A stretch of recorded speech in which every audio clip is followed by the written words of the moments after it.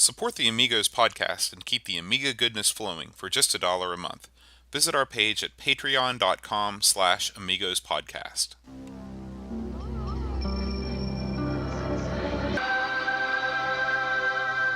Amiga, the first personal computer that gives you a creative edge. Amigos, the podcast about everything Amiga. Amigos is a proud member of the Throwback Network, your home for quality retro podcasts. And now, here are your hosts, Aaron Dowdy and John Bodovkar Schaller. Hi, everybody. Welcome to Amigos. I'm John. And I'm Aaron. And today we're going to talk about Dune. Dune! Right. But before we get into Dune, Aaron, we got some feedback from the last episode. Okay, let's hear it, man. This comes in from a guy on Twitter called The Fuzzy Gamer. Uh-oh. Okay. Good name. Yeah, he said, I wanted to thank you for your podcast, as you guys have helped me through a very hard time. My father passed away this Christmas, and listening to your podcast has helped me rekindle and reconnect with my childhood memories of using the Amiga with him. He says, I'm still trying to catch up to the latest episode. I've started at the beginning. I'm almost at episode 50. Just wait till episode 50. That's a barn burner. Wow. Show is super fun. You guys have great chemistry. So thank you, The Fuzzy Gamer. Very nice That's of great. you. I'm sorry about your dad. Absolutely. That's tough. But hey, keep on trucking. They get better after about 10. They get better. I'm still waiting for it to get good. I didn't say that much better. What do you got, Aaron? I meant to stick this in the last show, but I'm going to stick it in now. So, if you'll recall, a few episodes back, we did the Supercars series, which is still playing them, by the way. Great, simple to get into game.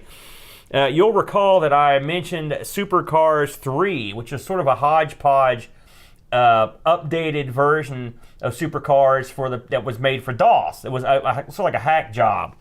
And so I reached out to the fellow that actually did the hack job, which his name was Jean-Francois Fabre. I think I'm pronouncing that right. And he actually got back with me. And basically, I asked him just a few basic questions about the game. Basically, what he said, first, he thanked me for it right. And he said, nice workbench t-shirt, which I like that. He said the game is running properly. And he says it could be better, the physics, the enemy AI, but it's still okay. He says he'd like to add more circuits, but it's difficult not to redo what's already been done. And he's not a graphics guy. So he just copies blocks of existing circuits to make new ones. He said bad bugs were in the previous version, but they've got them ironed out, that's the version that we're playing now. And in the old one, he said it would forget that you completed a lap, so that was a bad bug. He says next time he's going to use the same system, just update it. But he there's possible that he may do more work on Supercars 3 at some point. He didn't guarantee it, but you never know. He also said he's a big Amiga guy, and he loves remakes. And I mentioned to him about the Killer Bee, reimagining on the Amiga, and he's going to look into that. And he's a big Odyssey 2 fan as well, so he's our kind of guy. Absolutely. So thanks for getting back to me, sir, Jean-Francois. We appreciate it. And like I said, I was a big fan of his turn on Supercars 3, and wouldn't mind seeing him update. Really, the one thing I'd like to see updated is the weird whipping collision detection issue. Aside from that, I think it's a pretty solid game. So, awesome. Thank you very much. And we got one more piece of feedback from Treyguard 1982. Treyguard here in the chat with us as we speak. He says, this is in reference to our Wing Commander episode. He says, I didn't realize for years of playing that I could press A for autopilot and skip a lot of the flying between nav points. I didn't know that either. Yes. And he says, I'm sure that I read the Amiga version was more difficult. I'm unsure, though, if that's as a result of the really low frame rate. Well, yes, if you, and just to mention it now, I did a video on Wing Commander on the standard stock Amiga 600, and with no added memory, no added anything. It's used the Amiga and the GoTech, and recorded about a half hour of footage, and it was mind-meltingly slow. You knew right away, as soon as the game loaded and you saw those first initial fighters that fly to the screen and the title comes up, you're like, I'm doomed. Yeah. And it was. And so the fact that this was released for sale, and it didn't say you can't run this, is a criminal. And it reminded me of my old PC days, because if you're an Amiga guy, in the old PC days, it's sort of like the Amiga is now. there was always a jerk next door that had better system than you. So you'd play a game over at his house, then you'd bring it home to your house, and it would be sludgy and crudgy. What's something on the PC that comes to mind immediately that was like that? Wing Commander. It was, it was one. I mean, the PC, they did a better job of locking you out if you didn't have the hardware to play it a lot of times. But I mean, I'm sure any kind of a flight sim. I'll tell you, Battle Chess is one that comes to mind. I mean, it didn't take much to run Battle Chess, but I had a system so slow that the little battles, the pieces what I had, would just take like 10 minutes, just like, oh, this is horrible. Anything you can see the screen redraw, you're boned on that. So yeah, but it took me back. But yeah, Wing Commander was a lot of fun, and if you've got an Amiga that can handle it, you're in business. It was a good version. So anyway, we're always looking for feedback. So if you have a message for us, you can either send it to us at amigospodcast.com or leave a message on the YouTube comments. Right on. Want to hear from you. Man. All right, Aaron, it's time to talk about what's new this week in the world of Amiga news. Let me open up the Gambletron 5000 here. So not a ton of news this week, but some. So right out of the gate, let's talk Amy Berry.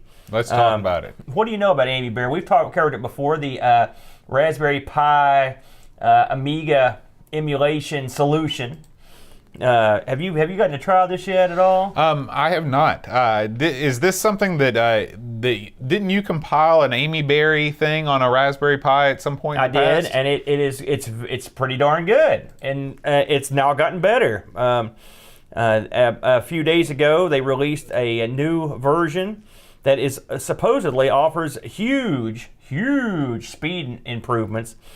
Amy Berry irritated me because of the interface, but it's gotten better. It's everything about it is better. This is a great solution if you're cheap and you can't get an Amiga or afford an Amiga, or there's not one readily available. This is a great cheap alternative. It really is. And when I say cheap, I'm the cheapest dude in town, and Boat knows that. I will pinch a penny. And so if you can spring for the, $30 it costs to get a Pi, and then get you an SD card of any size, stick in there, and you're in business. You're in business. HDMI Amiga, stereo, glory is nice. It runs real well. I've tried a ton of stuff on them. Compatibility's good. I mean, let's face facts. On an actual Amiga, the compatibility is only fair. Yeah, that's true. Between machines. We know all about that. Yeah. So, and God, try to get HDMI to one on a shoestring budget. We know about that too. Impossible. So, this is a good alternative, and if it's certainly worth a look. Yeah. And if you're into that sort of thing, you definitely want to pick it up. So, next on the docket, our good buddy from YouTube, Transor Z. What a name. Linked me up with a look at the new Heroes of Gorluth gameplay footage. It's very short gameplay footage, but it looks pretty interesting. They did a good job on it. I like the run on it. Your character moves very smoothly. It reminds me of Symphony of the Night, sort of. He reminds me of a guy that's had too much coffee. Absolutely. I mean, he literally, you ever get that feeling where you're idling like a car? I remember when I used to work at Lexmark, we'd take these mini thins. They're legal over the counter, like speed, basically. And I'd look across, I would survey all my workers, and they'd be like, in a car, like shaking. I mean, they'd be like, they were ready to go. And I was like, man, we're going to get a lot of work done tonight. It just won't be good, but we will get something done. So let's get back to, we've mentioned this a couple weeks ago. They have gone to work on the Bamiga, Sector 1 Amiga collection. And they have, again, this is that huge collection we were talking about.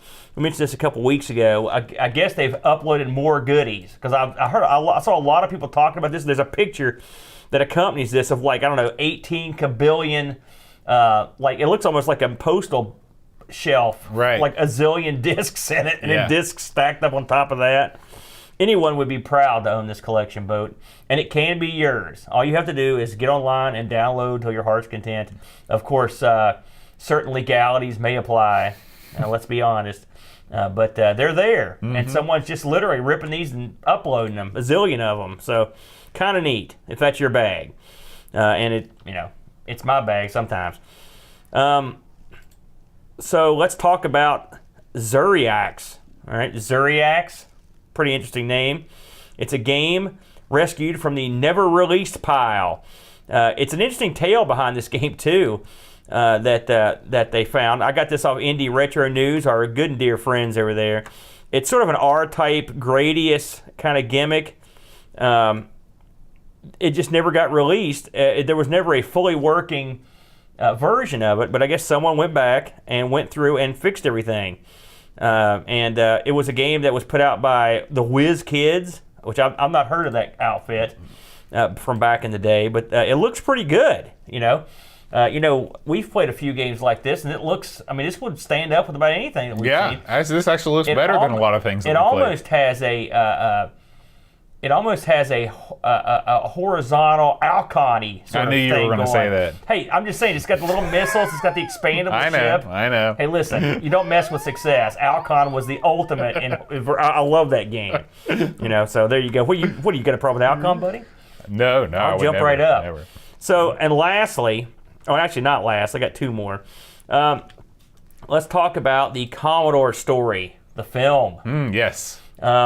This is coming to Amazon, Netflix, and iTunes. I cannot wait. This month, both. Very much. It could be there right now. Yeah. I'm looking forward to watching this bad boy. I've watched many of the little trailers. It looks like my cup of tea. We've got to get the deck of cards that have all the Commodore stuff on it. A lot of it is talking about how Commodore was high, it went down, but now it's back. And by that I mean us and all the other Commodore fans that brought it back, violently dragging it into the future. And that's basically really, the viability of the C64 and the Amiga, it's really going through it's quite. When we started this show, and by the way, we are not taking any credit for this by any stretch of the Don't listen, Aaron. We're taking all the credit. Before Amigos, nobody really cared about the Amiga. We stumbled bass backwards into this renaissance. We're the luckiest two idiots in a basement of all time. It's much like your Dragster video. It's like, wow, the timing was great. But it really gets me excited. I've said this a million times, but it's great that you can use your computer and you feel like you're all of a sudden it's back. People are like, my friends are talking to me about it. They're like, oh man, my buddies that have Ataris and stuff, we chat about it. It's like, this stuff's coming out. Let's, have you heard of this? Have you heard of that? Yeah, it's a good thing. New games are coming out, man. It's a very exciting time. And this movie looks like it's my kind of movie, real upbeat, happy, fun time. So right. I suggest, you can't, if it's on Netflix, there's no reason not to watch it. It says here it's coming to Amazon, so I don't know if that means it's going to be Amazon Of course, Prime. we shouldn't forget about all of our people, all of our fans outside the United States that might not have access to Netflix. Well, that's what I'm saying. It's coming to Amazon, so I don't know if it's going to be for sale on Amazon or if it's going to be part of the Amazon Prime package. Right. But, everyone's got access to iTunes. That's right? true. That God-forsaken interface. But if you're a glutton for punishment, you can go on iTunes and try to pull this thing down too. So last thing on the news front, our good and dear friends, the Guru Meditation. We love those guys, don't we, Boat? Yes. They have a new video, and I'll watch some of this. It's entitled "DIY Projects from Amy Party 21." Look at that! Look at that camera work. These guys. Oh man, this is like a little documentary. I don't even know how you do that. Just like that shot, making things go in and out of focus. You know how you do it? Skills. Yes. Skills that pay the Talent, bills. Yes. And Bo, you don't undersell your own camera work, pal. We're both in frame, for example. If we can do that, I feel like we've accomplished let's something. face facts. We came at this way. Neither one of us have any experience. No. Ever mess with this stuff. But these guys clearly, they've been video toasting. Yeah. They've been. Look at Amiga Bill shucking there. and jiving. Look at the eyebrows. Yep. He's a good-looking man with a cool hat, and he's got a cool chair. That's true. Our chairs are pretty good though, but. Look at all in the back. He's got all that computer stuff going on. You got to give the guys credit, and they know their stuff too. Yeah. Knowledgeable and entertaining, the perfect combination. So, you should turn us off and turn them on. I was just thinking, I should be spokesman for these guys. But seriously, if you want to see some of their cool DIY stuff, and I looked at some of this, and it's, as Johnny Carson would say, it's wild, wacky stuff. And these guys are really getting in the nitty gritty of stuff I didn't know the Amiga didn't do that they wanted it to do. What are they talking about here? So it's a good watch. All right, let's move on to site updates. We have a few site updates. Let's kick it off with Dream Catch-Up. another one of the fine men that labor day in, day out for the Amiga community. And he's up to it again with an interesting Popeye sort of retrospective, I guess the only way to put it. Now, we've touched on a couple of these Popeye games, including Popeye 2 and Wrestle Crazy. And I've got to say, Popeye 2 could have been okay, but was actually not good. And Wrestle Crazy, I mean, it is straight up hot garbage. And that continues to astound me because you love Popeye. do. You love wrestling. I do. You love wrestling games. I was excited for that. And yet, you even did an Amigos plays of this game, yet you refused to release it. Yes. It's like the guy that did The Day the Clown Cried. It's like, Jerry Lewis? Yeah. It's like, this is your The Day the Clown Cried. Hey, ladies. You know, I did a Wrestle Crazy video, and I just couldn't. I was like, what in God's name's happening? You know, it's a lot like I've had that same feeling a bunch of times this week. But yeah, it's. I mean, I will say one thing. They thought outside the box a Popeye game with wrestling and aliens. It's like, okay. And it doesn't look bad. Well, guess what? When you look at stills, you're like, oh, it looks all right. Can be deceiving. That's true. Also, he goes into like Popeye and its relationship with Donkey Kong, which it's interesting. It's there. You know, it's very. Popeye, was Popeye a big deal when you were a kid? Oh yeah. Really? Yeah. I mean, they still showed Mr. Cartoon was still a big deal when I was a kid. Well, I mean, I don't know, Bo. You're always talking about how old I am, but you're not super young. No, yourself. I mean, it wasn't prime time like it was when you were a kid. Do you like spinach, by the way? I like raw spinach, but I cannot stomach the cooked stuff. I like canned spinach, not for me. I like a little baby spinach salad. I think spinach should be burned. I'm not a big fan. I could not believe that you don't like a vegetable. I like vegetables, deep fried with a breading. That's all I want. Moving on. Smart butt. Another dream catch a joint. This time, Waking Up the Neighbors, the Paperboy saga. Have you looked through this? I did. I have looked at this. Paperboy is one of my all-time favorite games. On the arcade, on the Nintendo, even on the Amiga got a pretty good port, I think, of Paperboy. It did. I was all about reading Dreamcatch's look at this. Now, of course, Dreamcatch, he starts things off with, I don't even know. It's the next best thing the Dreamcatch's films are his slide presentation. Right. Wacky is the day. But he goes into the Captain N connection with Paperboy, but now something interesting. I don't like playing Paperboy on the original arcade console, like with the handlebars and stuff like that. I never got a handle on it.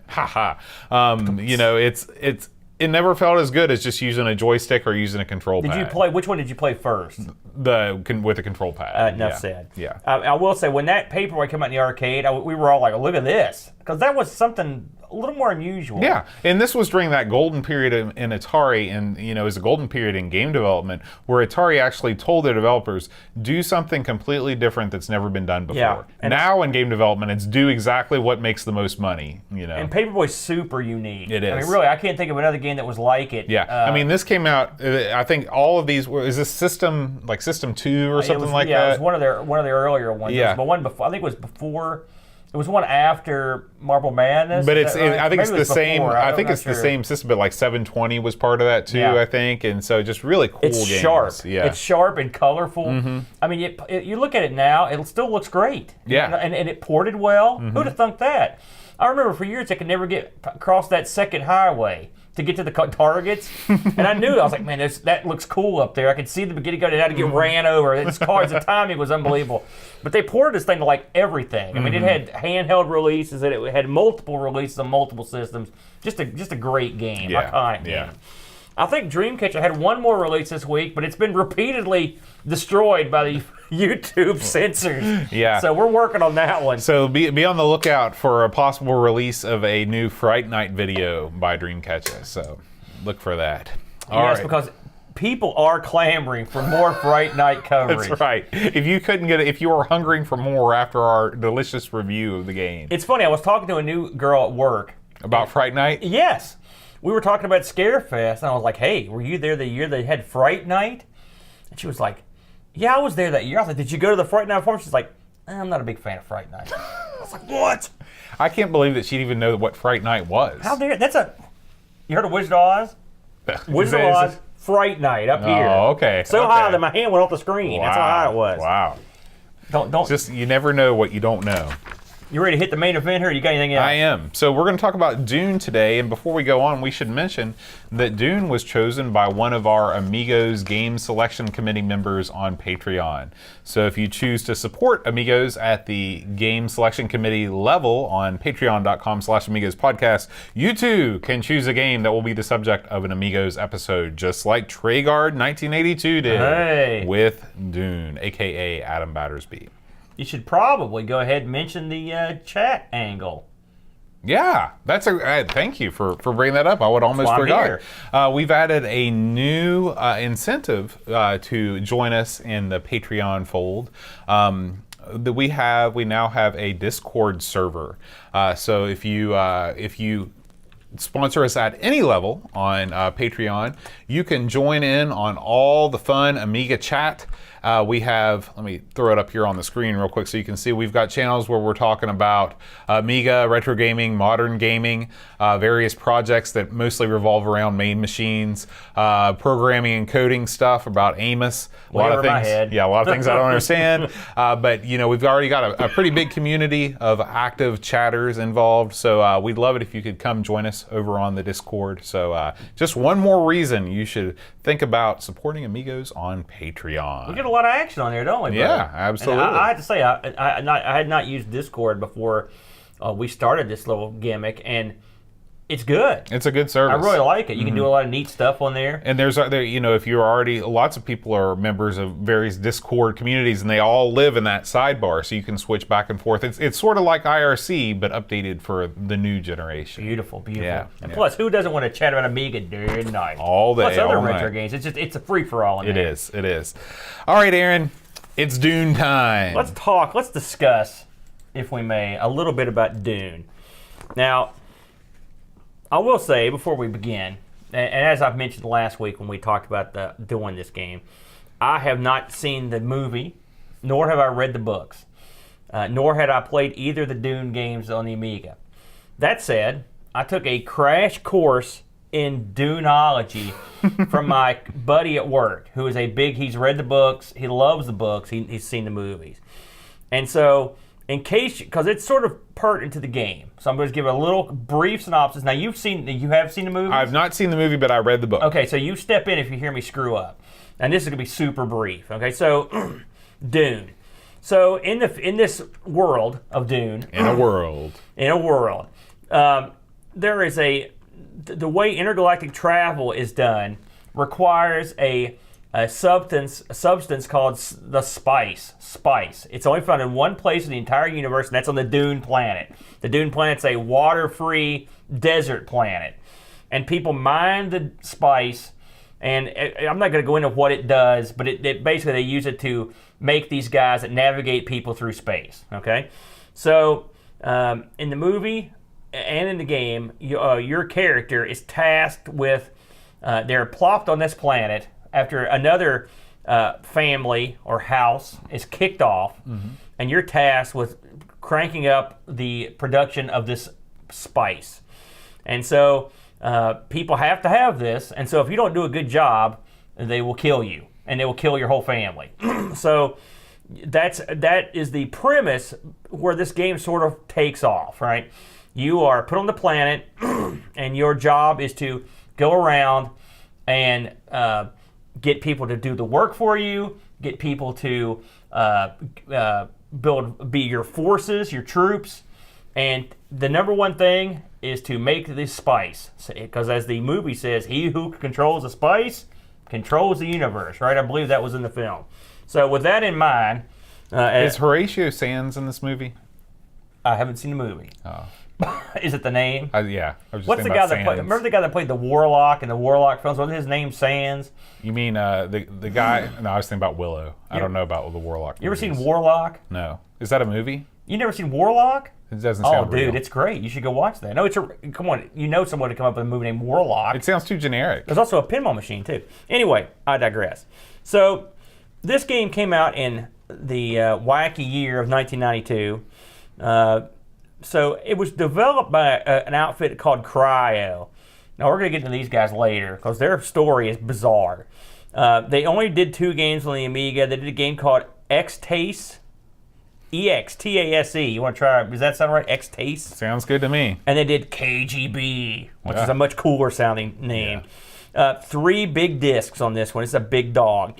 Published by Virgin. Now, Virgin, of course, has done a lot of stuff that we've covered, including Golden Axe. They did Silkworm, Iron Man Stewart. They did a ton of stuff. So Virgin, big publisher. And this also had a budget release, and it was part of a pack, which I'll get to that later when we get to the eBay stuff. This thing was made in France. This is an outfit that was French. And a lot of the guys that did this game worked on a couple similar titles, similarly weird on the Amiga. Several of these guys worked on Purple Saturn Day, which we've talked about briefly. It's sort of a, have you ever played Purple Saturn Day? It's sort of a weird intergalactic summer games, I guess would be the best. Okay. And I mean, that sounds good. It's weird. It's a weird game, a very alien game. They also, a couple of these guys also worked on Captain Blood, which is another sort of a weird game. This game worked on ECS, OCS, and it really, it only got ported to a couple platforms, and there's a reason. There was a PC version of it, and there was a Sega CD version of this that came later. It should be noted that this game also released when the Mega Drive CD version came out. They were so impressed with the soundtrack that they released a audio CD of the soundtrack. Kind of neat, kind of unusual. This is one of the early games that got moved from disc to CD with some success. Okay, and as we've played it, you can see how that would happen because it has a lot of things. You can see where they could fit content from a CD on here, for movies and for audio and whatnot. So why don't I'm going to let you describe the gameplay in this because it is varied and extensive. Okay. Well, the game is a cross between several different genres. You spend a big part of the time, especially early game, going between different outposts on the planet to talk to people to get information and to convince these sort of different factions to work for you.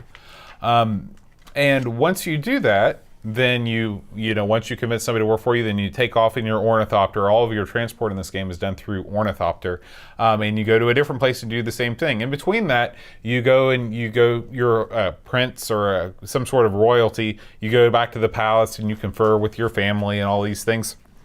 And what you're basically building toward is you're developing miners that are mining the spice for you. You have to watch the production, and eventually you start converting those miners to military units in which you kind of engage on this very low level combat or spying on other factions that are going on at the same time in the planet.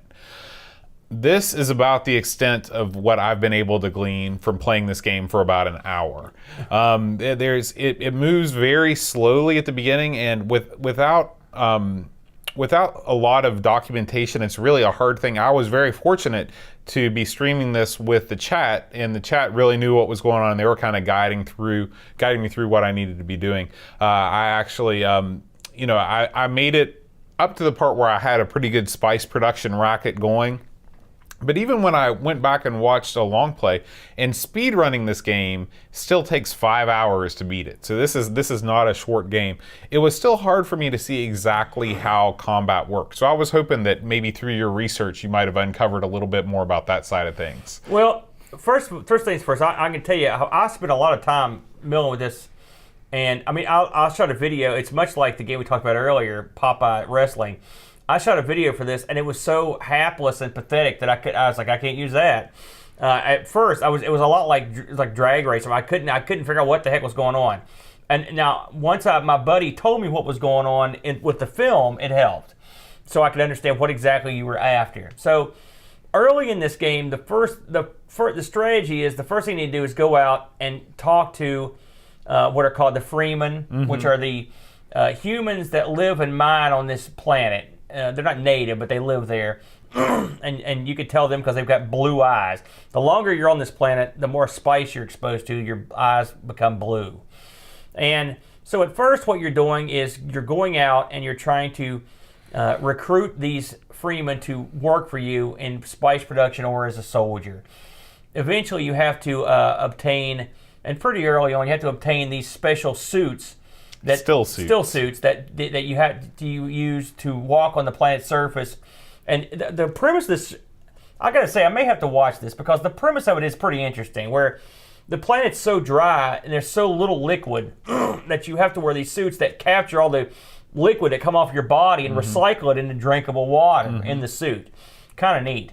And so there's a portion of this where you have to go and talk to the guy who created these, who will make you these suits, and he ships them to the castle.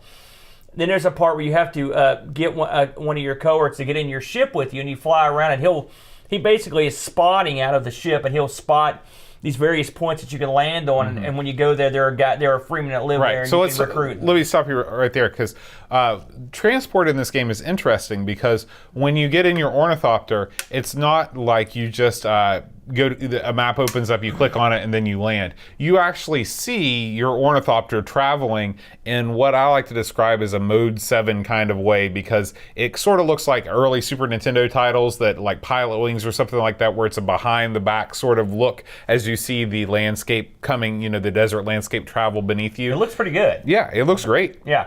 And but when you've got this guy, sometimes you'll just want to say fly east. And that's what, in addition to picking out a particular place, if you just say fly east or fly north, then that guy, that's when he'll stop you and say, oh, stop here. Here's where something's going on. Right. And the funny thing about it is, first of all, we should probably explain what the ornithopter is. It's kind of like a dragonfly helicopter. That's the best way to put it. It's pretty cool looking. It is. It looks awesome. Actually. Now, having not seen the film, there's one thing that sets us apart is it's not just a strategy game. It truly is an adventure game, and what makes it an adventure game is your interaction with characters. Right. For example, the palace is full of people. Yeah. And the funny thing is, when you first talk to them, they introduce themselves effectively too. So like, I am so and so your father, or I'm so and so your mother. And it sounds. I mean, it does sound dopey, but I mean, for someone like me, I was like, okay, thank you for telling me what's going on here. It helped. And there's one guy in there, and I guess he's the guy that tells you about your production. Every time you talk to him, he goes, "Remember, spice is important. For space travel, we got to have a ton." And he says the exact same thing every single time you talk to him. It's over and over and over. I just want to punch that guy. And I don't know. At some point, maybe in the game, you can get far enough where you can.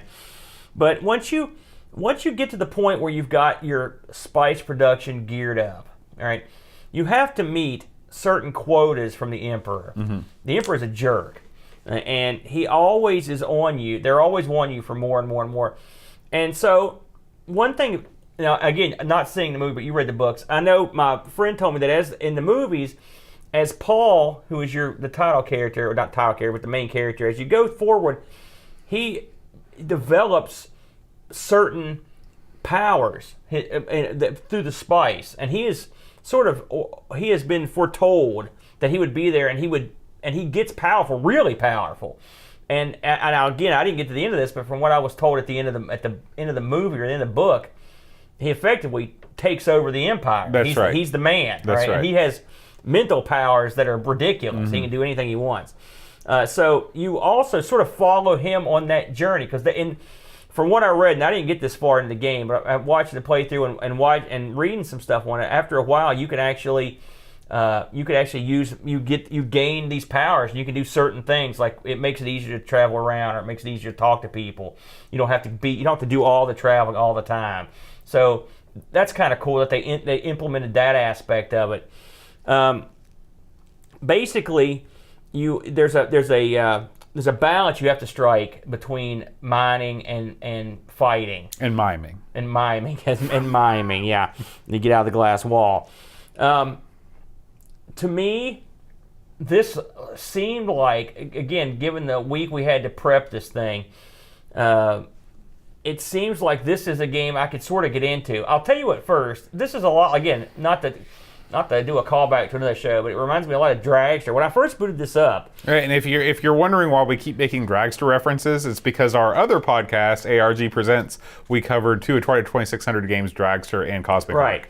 And so much like Dragster, when I booted this up, I just sat there. I was like, "What in God's name am I supposed to do?" And so I just took my Ornithopter, whatever it's called. Ornithopter. And I can't even say it. It's an O2 artifact creature with flying. And I just took it out in the desert. I was like, I'm just going to drive around. Well, I got killed. No idea where I was going or what to look for. So you have to go through all the dialogue boxes. It's one of those games. You do get certain options that you can take in the when you're making your choices, which is kind of cool. And I don't know if there's a specific order in the way you have to do everything. It seemed like it was pretty. It seemed like there was a certain way I was doing stuff, but maybe I didn't get that far, so maybe I was doing it wrong.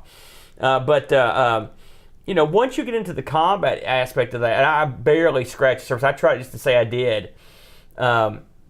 You're getting into you're getting into something in the neighborhood of a real-time sort of a strategy game, which not my bag. Mm-hmm. I showed it on this. I had no idea what I was doing.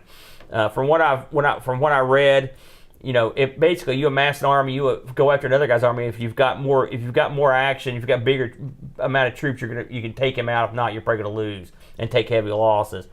This game is deceptively deep. I mean, I was looking. I wouldn't call it deceptively deep at all. I knew it was deep from moment one. Well, I thought it was pretty deep, but when I really started getting into it, watching, play through, and read, I mean, it really there's a lot going on. Yeah. There's a lot going on, mm-hmm.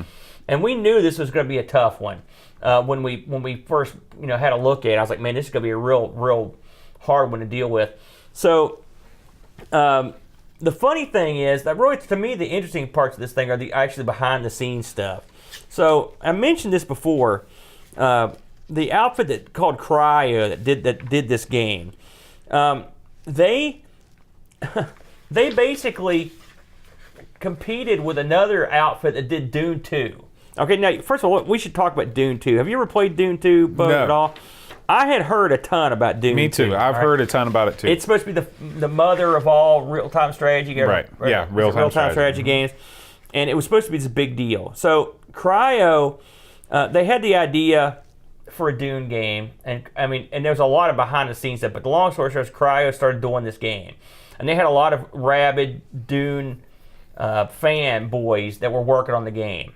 And it was taking them a while to do it. So their publisher basically said, listen, they basically gave up with Cryo, and they went to Westwood and said Dune game.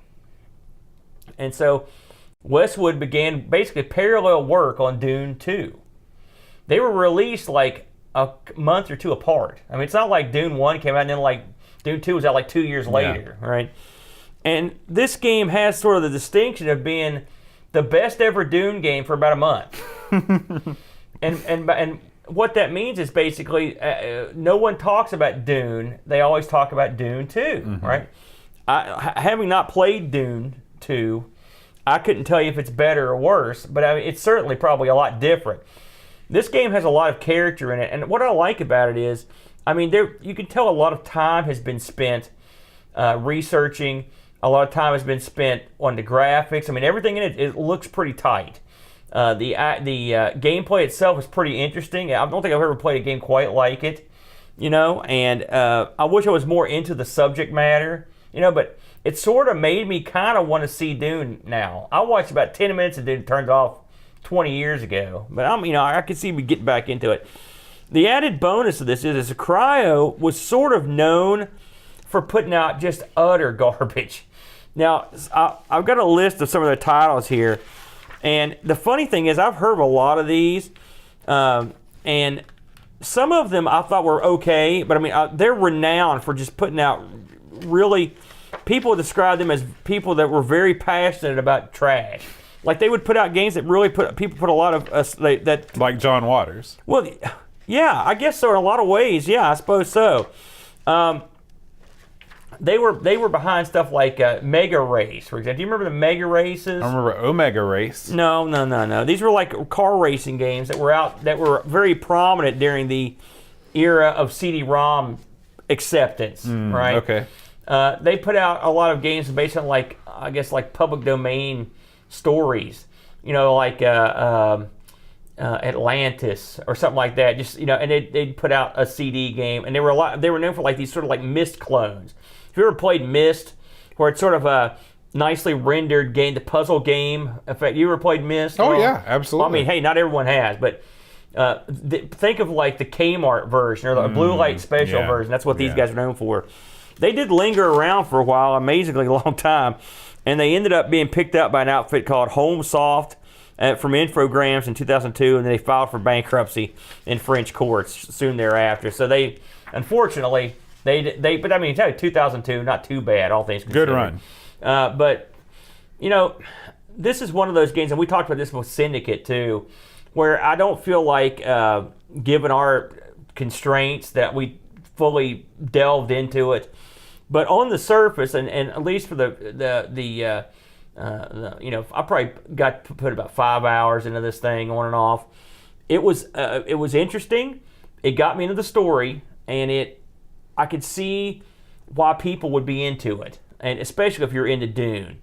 The characters in it are interesting, and the concept of a planet like this. I mean, when I go over the story, there's a lot of subtext and stuff, and a lot of it's in the game. There's stuff going on with the Emperor. There's a reason why the original house got kicked off the planet. Those guys are still around. You've got to fight them in the game. And they're super duper evil too, a real evil. Another thing in this game and in the movie that was wacky is that when people die, their water gets harvested from. They just squeeze them like sponges, basically.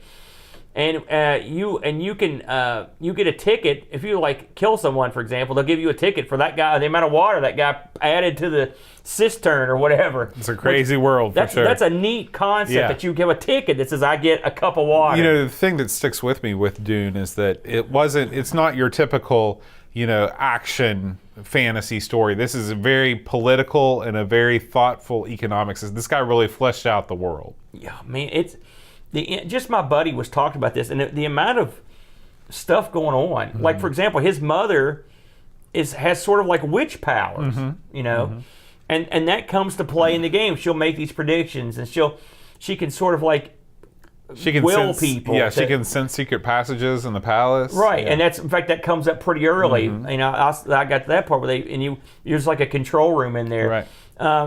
But in the movie, my buddy said she could use like almost like mental influence on people, so like the Force or whatever, so that's kind of interesting. And the aspect of the spice, what it does.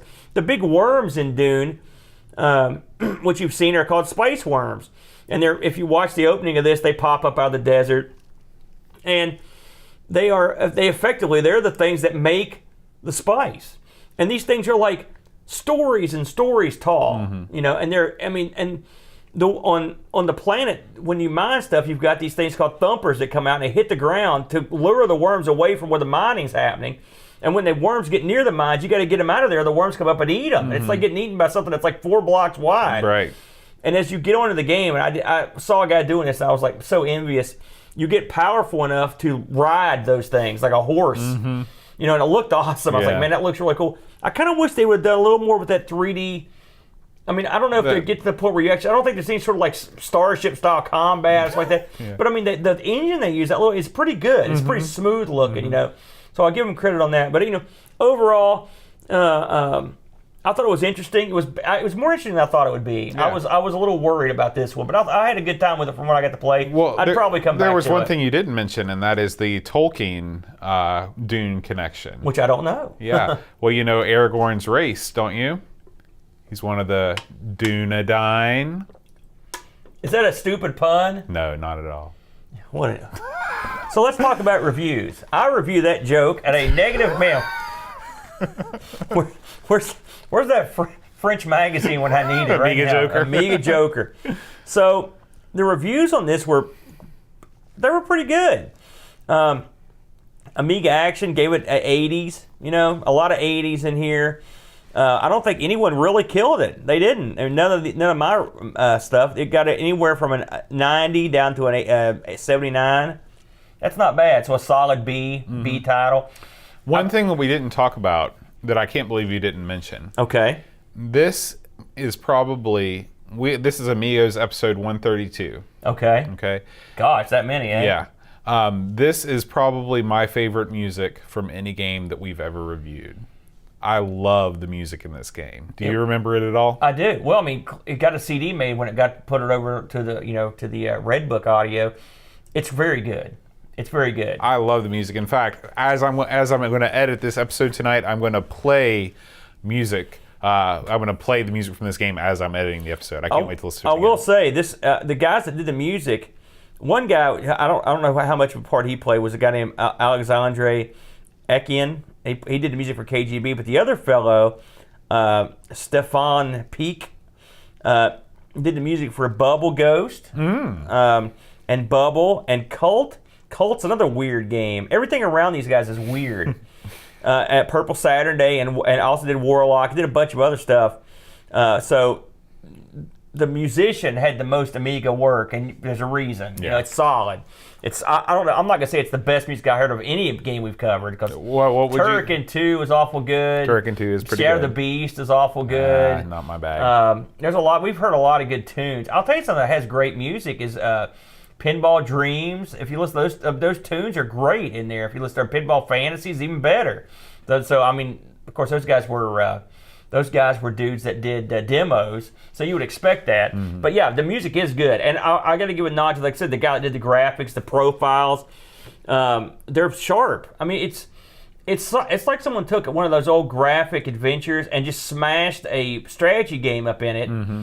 You know, and it really works. Well, like, you know, they didn't have to animate these still frames. They could have just had the text pop up in a bubble. There's a lot of small touches like that I really appreciate. Yeah, and the interface was pretty good. Yeah, absolutely. You know? One thing we didn't mention also is that the game has an in-game reference guide. If you click on the book in the GUI there, you can read about different aspects of life on the planet, different characters and things like that, which is pretty cool. It was pretty rare for games to have that stuff in-game at this time.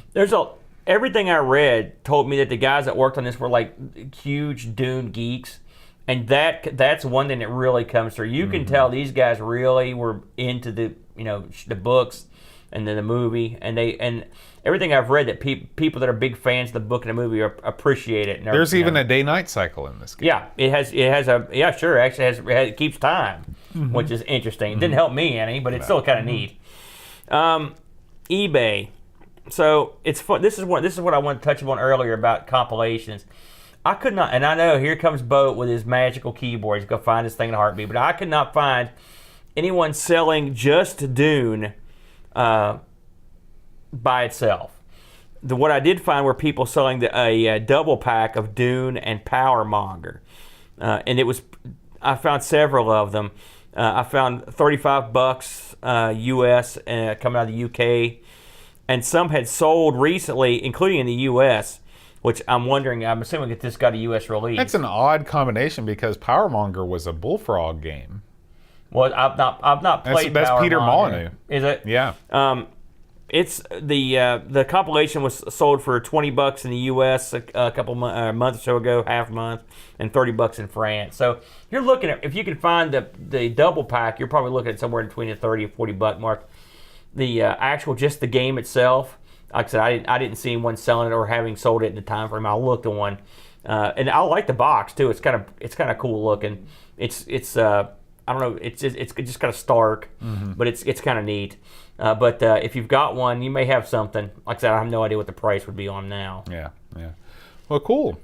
As we wrap up our episode, I'd just like to remind everyone to follow Amigos on Facebook, Twitter, and Instagram, plus our ever-expanding Google Plus presence. Hey, almost up to, I believe, 250. You can also join us in the chat.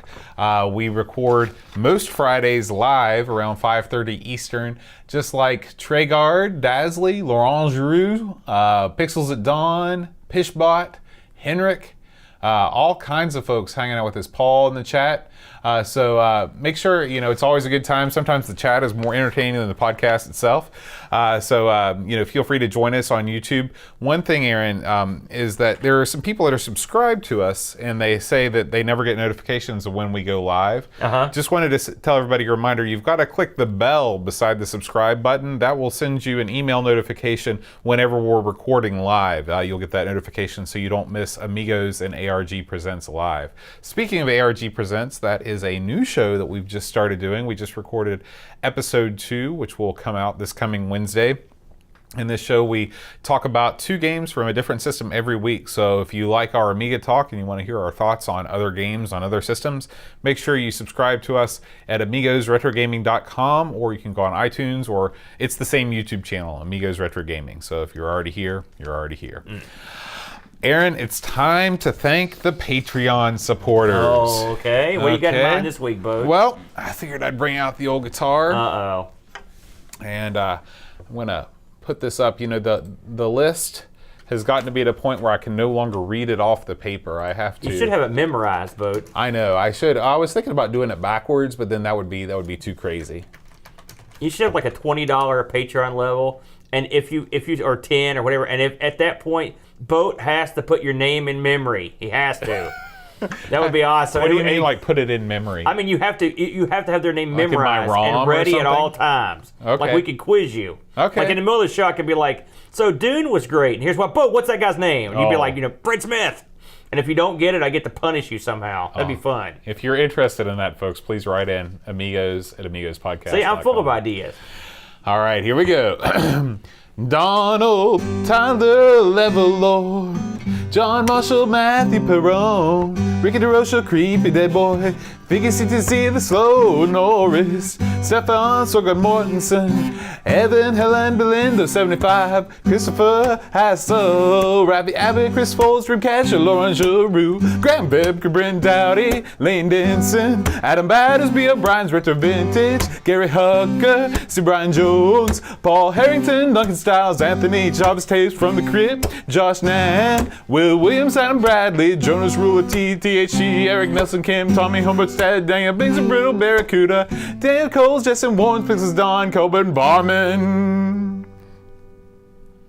Wasn't really able to get through as much as the song as I would have liked. No, you picked a good song though. Yeah, well, I needed. You could have had 100. I know. Patreons, and you could have gotten through that one. I'm keeping that one in the old memory banks for when our. Oh, that's the one you're going to keep. When we've got like, around 6,000 Patreon supporters, then I'll be able to actually make it through the first verse. Yeah, we'll be able to perform that show from the beaches of. We'll be living big. We have 6,000 Patreons. That's true. That's lazy game reviewer numbers. All right, Aaron. Next week we are going to take a look at everyone's favorite. It's sort of a Metal Slug clone, Rough and Tumble. Yes, we had a cup of coffee with this game, I believe, on the marathon. Yeah, and this is a very well loved title, so hopefully we'll do it justice. Beauty. Thanks for listening. We'll be back next week. Until then, Adios.